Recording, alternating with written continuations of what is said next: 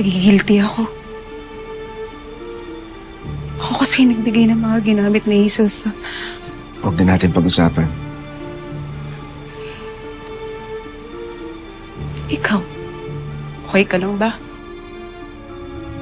Bakit niya isasend ang video na to? Kung walang dahilan. Malay ko.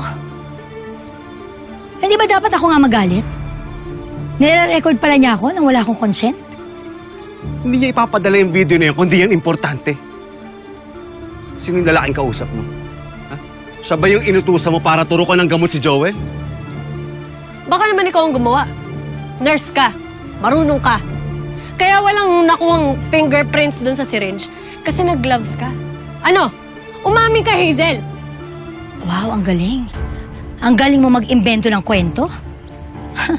Hazel, hindi kami nakikipaglokohan sa'yo, ha? Sino yung lalaking kausap mo? Teka, bakit? Ba't kailangan ko sabihin sa'yo? Kailangan ba i-report ko sa'yo kung sino yung mga nakakausap ko? Ha? Pagkatapos mo akong iwan para sa kabit mo?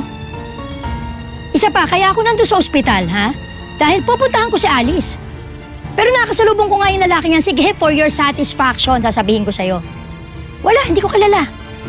Random stranger doon, nagtatanong ng direksyon, saan papunta doon sa department. So, tinuro ko. O, yun lang yun. Isa pa, bakit ko naman pag-aaksaya ng panahon niyang Joel na yan? Sino ba siya? Wala siyang bilang sa akin. Ano?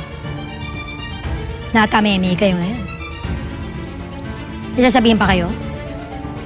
Kasi sinasayang niyo yung oras ko. Kung wala na, umalis na kayo.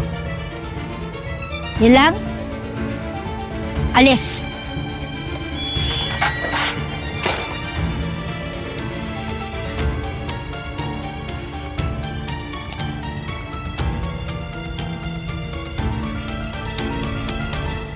Ano? May video tayo? Pero huwag ka mag-alala. Hindi ka naman nakilala ni Manuel. Isa pa yung kuha ng Joel na yun. Nakatalikod ka. Eh, paano kung gumagawa na sila ng parang para makilala ako? Hazel, baka bilang na oras natin. Baka dapat hinto na natin to. Paano yung hustisya ni Jessica? Jojo, minsan mo na nireject ang anak natin. Iniwan mo na siya nung pinagbubuntis ko. Hanggang sa kamatayan ba naman? Iiwan mo pa rin siya sa ere.